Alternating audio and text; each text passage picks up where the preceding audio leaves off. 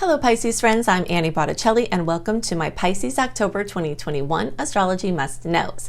Definitely go to anniehelpsyou.com. That is the interface for all the free and other goodies that I create for you each month, and there are a lot. If you forget that website address, you can always look in the notes underneath this video. Just click on the little more button with the arrow under the video and you can see all kinds of things that I offer for you each month. Okay, so this video is for you if Pisces is your sun sign, if it's your rising sign, if it's your moon sign, or any other placement in Pisces. This report is part of your astrological picture. And if you're a late degree Pisces, especially the later late degree Pisces, so we'll say anywhere between March 11th and the rest of the sign, or 20 and 29 degrees, and the later you are in March and the later you are in degree, the more this is true. I also highly recommend you watch my Aries videos or podcast or however you're listening, because you cuspy people have a more complex read, and the later you are in the Pisces spectrum, the more your chart looks like an Aries chart, which means there are going to be pieces in that for you too. Okay, so what do we've got going on this month? This is a month I'm calling the big wake up. We've got Pluto, Saturn, Jupiter, Mercury all going direct, so we're spending part of the month in that retrograde, backwards, inwards, confusion, sort of can't plan 2 steps ahead of you mode. And then as the month goes on, everything's starting to wake up, and some things that have been dormant for a short amount of time and things that have been dormant for a long amount of time, like many, many, many months, might start to awaken at this time in a big way. So things that had started to cook towards the beginning of the year and then just sort of went away and you're like, what happened there? Those types of things might start to come back and progress in a very big way. So it's a very exciting time. We are also, as we get towards the end of the month, we're getting more and more towards this golden opportunity in November. One of the best launch windows that we have for the whole year is going to open up, and I'm actually going to give you a sneak peek into November and December to talk about this complex timeline where the Mercury retrograde and the Venus retrograde and the shadow periods and the eclipses and everything all merge together. So I'll give you a visual on that later. But this is a time when everything is starting to wake up. Pisces placements have had relationships in the forefront in a very big way. Everyone in the zodiac has recently, because the planets have been moving through Libra. Now planets are starting to move through Scorpio. Libra and Scorpio are the two signs of relationship partnerships that we have in the zodiac. But the Pisces placements not only have the signs, they also have the houses being lit up of these partnerships. So it's kind of extra emphasis on partnership for you. You might have been asking questions about your relationship in September and October, wondering about things, reevaluating things that have been swept under the rug might be coming back for you to deal with, for better and worse. Let's say that you're working on a project with your spouse and it's sort of just lost energy. It might have come back around and might start moving forward in a very big way. Or if you have problems that were unresolved, those types of things are really coming into the forefront in September and October. And that's going to continue throughout this month and even into November, okay? So just kind of expect that your relationships are going to need more energy and need more focus, or you're going to want to put more focus in those things, or that people around you are going to need help, or they might be supporting you. If you need help, this is an amazing time to get support from your friends and family and other places, because the way that these sectors are lit up in your chart are just putting all eyes in that direction. So you might find some previously hidden opportunities, or someone might have offered you something that you weren't willing to take before, and now maybe you're seeing it a different way and you're open to receive. Okay, so a lot of emphasis on partnerships, relationships, and also joint financial matters. So anything having to do with investing or taxes or credit cards, getting loans, buying homes, things like that. Things you might be getting closer to a very monumental experience in one of those arenas. Inheritances and life and death planning are also, estate planning are also very much in focus at this time. Very big must know is that this is a great time to research and to be looking into things and evaluating them. But if you have to make a decision about any of these things that I've listed in your partnership realm or otherwise that have come up, you might have more clarity and more oomph for making the decision and going in the new direction towards the end of the month and into November. Okay, so if you're not sure yet, It might not be the best time to make your big decisions until the energies are more clear and you have more oomph. Okay, so let's see what else we have going on. Jupiter has been, and Saturn has been, playing in this energy of your 12th house. Okay, so the 12th house, these are heavy hitter outer planets. So whenever we have outer planets in our 12th house, we have a long-term process of work being done in those arenas. Now, Jupiter has been in the 12th house for all early, middle, and late degree Pisces placements. Saturn, for you later degree placements, is not influencing as much, but you will be feeling what we're about to talk to as time goes on here. All right, so when I say late degree, again, around March 11th through the rest of the sign, or 20 to 29 degrees if you're looking for another Pisces placement or watching for another Pisces placement. But it's important to pay attention to what I'm saying about Saturn anyway, because the whispers will have come and it's very soon going to be your front and center, okay? And this has been going on for a long time for the rest of the Pisces placements, which is Saturn is testing your mind and Jupiter is seeking to expand it, okay? So we create from our subconscious mind. Everything that we create comes from storylines, remembrances, our DNA, you know, all of that stuff, the things that were imprinted from our childhood, from our ancestors, including through the DNA. If you believe in the collective consciousness or Akashic records or any of those kind of things, we're creating from all of that. And all of that is embodied in the 12th house. And that is the area that Saturn's been putting on the pressure and Jupiter's been seeking to expand. So you might have been having intuitive awarenesses, breakthroughs, sudden insights, and that is going to continue. Saturn might be forcing you or making you inclined to meditate. This is one of the best things that anyone can do, I believe. But Pisces energy, remember, has this, it's mutable. So it has this spiraling nature and it spirals kind of down, which can be really great for your creative efforts, getting your, you know, creativity out, you know, but it can also be depressive or, you know, make you feel scrambled and down because of the energy cycle. So meditating helps you to use that downward spiral in a grounding fashion, any kind of meditation that you're drawn to. And if you can make meditation a foundation of your centering of your life, then as everything spirals out and around, it helps you to have something clear, a column of light, a concrete grounding cord that helps you to be better able to manage everything else that's going on. Okay, so Jupiter wants you to expand your intuition. Jupiter is wanting you to trust your intuition. It's wanting you to do work to understand your intuition, to do tangible things with those feelings that you get, and to start to more articulate that nebulous feeling, like you might say, well, I just had a feeling about this, to start to trust those things and to start to notice where you feel them in your body. Saturn is also really trying to get you this like ethereal energy, very mundane or notable, okay? So if you can start practicing, I feel this certain way, then you ask yourself the question, where do I feel that? What do I have a sensation in my body? Maybe you feel it in your stomach. Maybe you get like a flutter over here. There are ways that your physicality wants to work with you to expand your intuition, and that's part of what's really waking up now as Jupiter is waking up in this 12th house. Also, it's helping you to clear out the things that are interfering with you moving forward in every area of your life, because when Jupiter gets into Pisces at the end of December, you're going to have a very big opportunity to take all of the things you've been working on, all of your artistic projects, all of your inner work, all of your musings, all of whatever you've been doing in the internal realm, and push it out, okay? And you're starting to see this come alive in this month of October, okay? So the more you do for your inner work, the more clarity you'll get, and the more it will be easier for you to move forward in your life.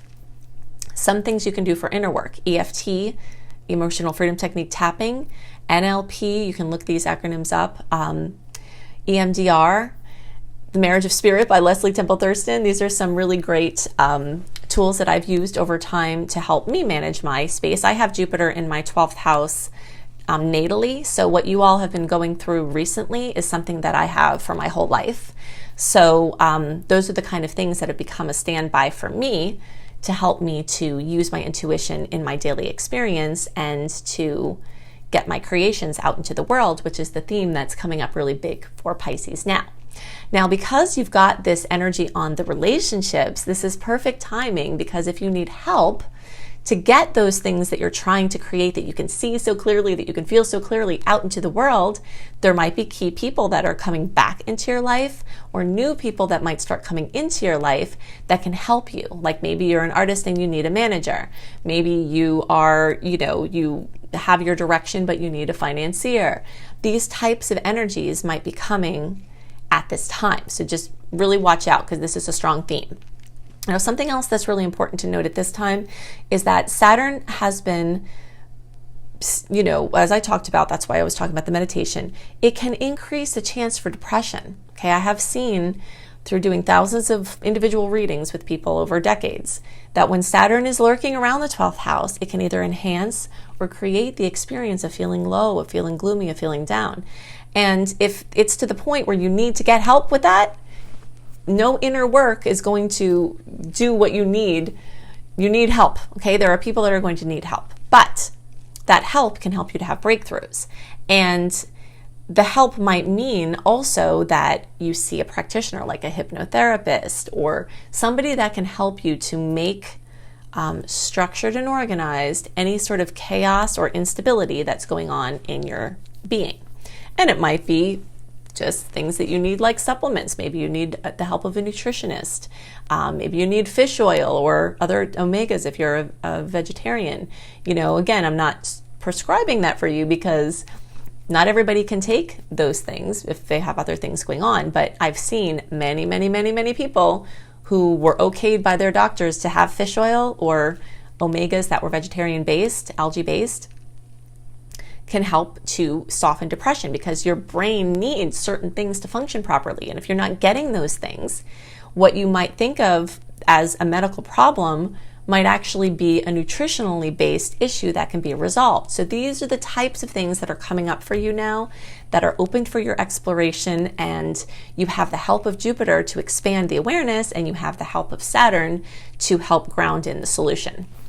Okay, so now I want to do this deep dive. Well, actually, there are a couple of other things I want to talk about. Let me see. All right, so we're leaving room for the last minute magic.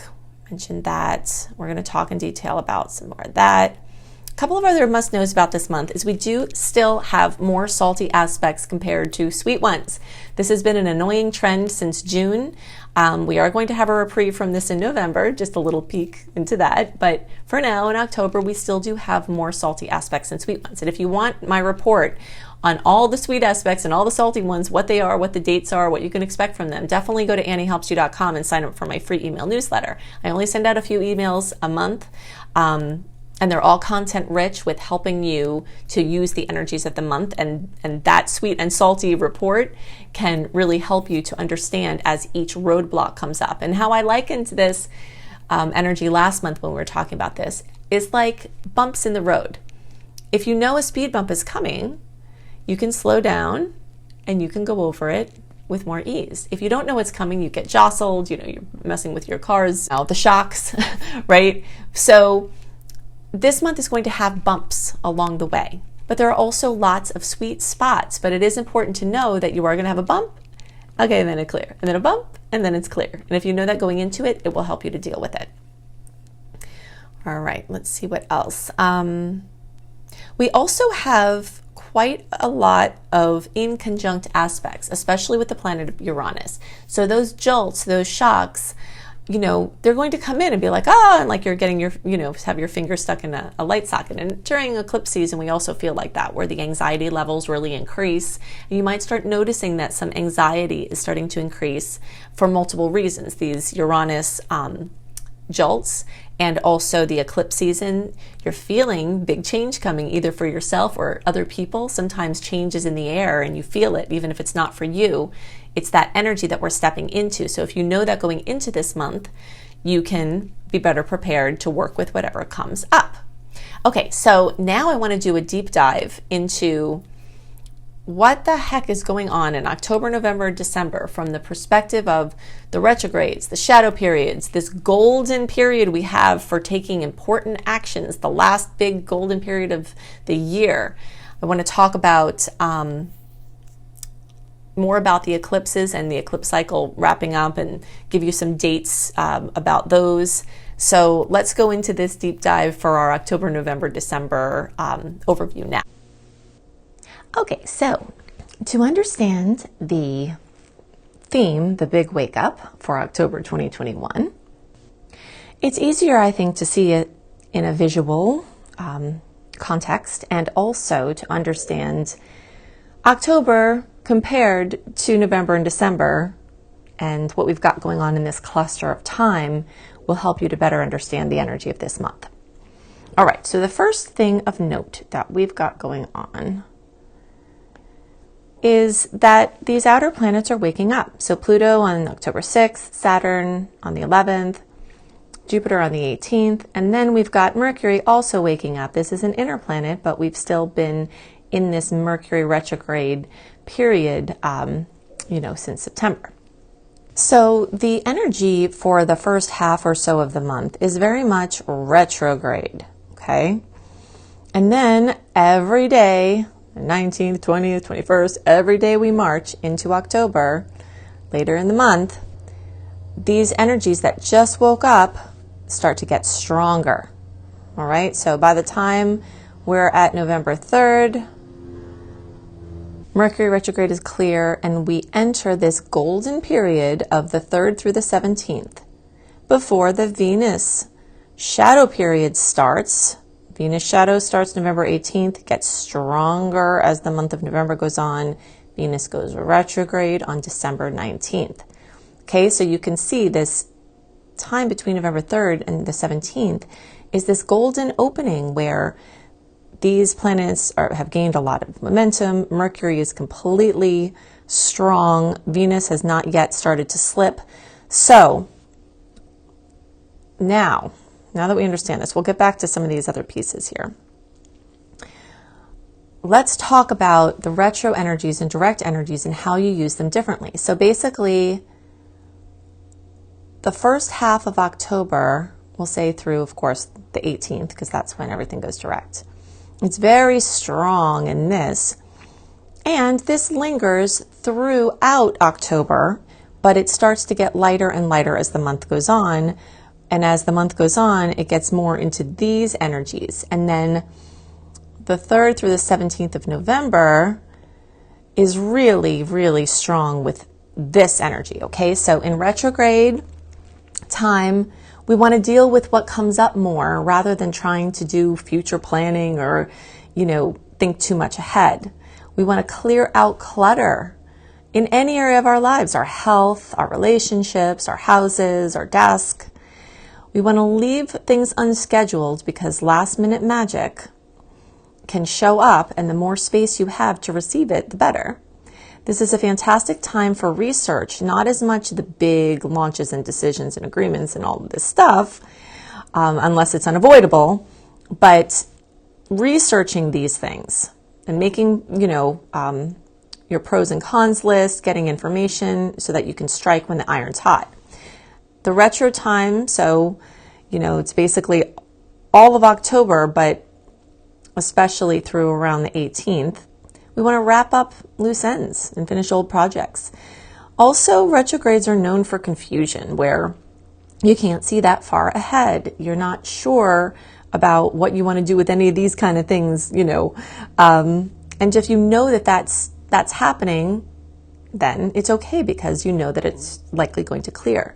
It's a time to be in the moment, and it's a time to honor the flow and not force anything. Now, as we get later in October, you'll start to feel the clarity coming back, especially once we get into November, the zest and ideas for new projects, things like big launches, like getting your book out, your creative babies of any sort, your big decisions, your agreements, your paperwork, your investing, your moves, anything like that, future planning, and that back to push and initiate mode away from the don't force mode is another important change that starts to evolve as October goes on. And the more you can do these things in this November 3rd through 17th, you'll have all of the oomph of the direct motion. And I always liken this time to when the tide is going out. Retrograde is like when the tide is going in. If you tried to push a message in a bottle out on the shore, to go out to the sea, it's probably going to come bobbing right back to you. That's why these things are better indicated in the retrograde time. But as we move into the direct time, it's time to put your boat afloat, to have the action of the tides going out, to put your bottle out to sea, to put all of your energy out there because you have oomph. Now, as we get into the 18th, the tides from the Venus perspective start slowly rolling in, okay? But there is quite a bit of usable, what I call usable energy for the rest of November. And I'm just giving you this little sneak peek to understand this, even though we're talking about October, because October is more in this retrograde mode. And then November is more in this direct mode, you see? So this will help you to better guide your actions in October to understand the energies of November more. But you will have some usable energy for the rest of November. You just have to use it with caution. And if you want to get a sneak peek about this, we'll talk about this more in the November report. But look for Annie Botticelli Venus Retrograde. I have a whole Venus and retrograde blog series. I've got a really great detailed video. And also my book, Planetology, How to Align with the Natural Rhythms of the Universe, has a very big section on these Venus retrograde energies. Okay, so now back to this energy in October. We also have at the beginning of the month, eclipse season is beginning, okay? Because the first eclipse is November 19th, but eclipse season starts around 4 to 6 weeks before the actual eclipse. So that places us right back here at the beginning of October. Okay, so besides this big wake up for these outer planets and Mercury, we've got eclipse season beginning. So, those life-changing pieces of information, those life-changing experiences, those very big goodbyes, those very big hellos. And this is a very big wrap up because this season holds the last eclipse in the Sagittarius Gemini cycle. So what we're wrapping up here, and this energy is starting to make itself manifest in October, which is why we're talking about it now. The Sagittarius Gemini eclipse cycle has been in effect since around March 2020. And everybody remembers that month will go down in infamy when the world shut down. So things wrapping up at this time.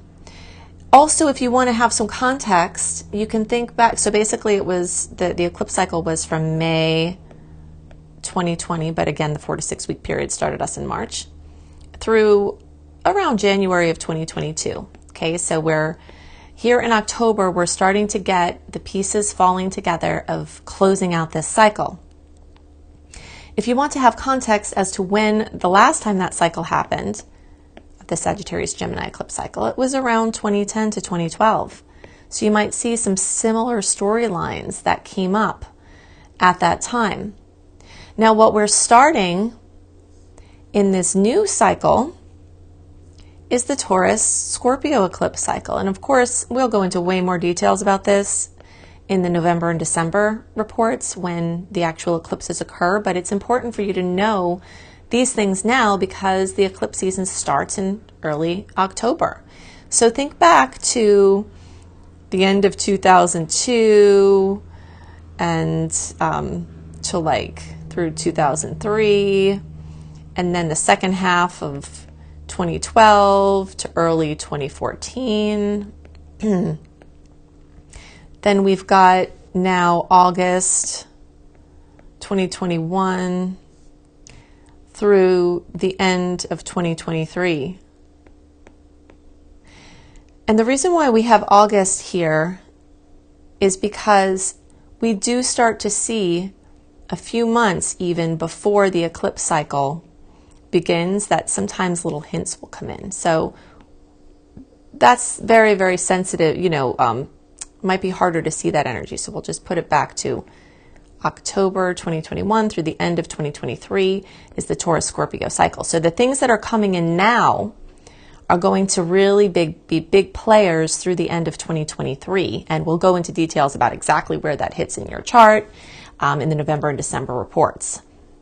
For our purposes for October, just know that it's a big wrap up of the old eclipse cycle and the big beginning of the new eclipse cycle as this eclipse season starts this month. Okay, so I've given you lots of information to help you make the most of October 2021 and beyond. If you would like even more information, definitely go to anniehelpsyou.com. That is the interface for all of the things that I do for you each month, the connection to my podcast and my Pinterest and my school and my blogs and all of that you can find there. If you would like to be an astrologer as your profession or just to do it to help your friends and family and yourself, you will love my Becoming a Professional Astrologer Mastery course. If you think I put a lot of details into these monthly reports, month after month, year after year, you should see what goes on, the comprehensive nature of that course, which you can see at lumelife.com, L-U-M-E, life.com. I hope you have a wonderful month, and I'll see you next month. Bye!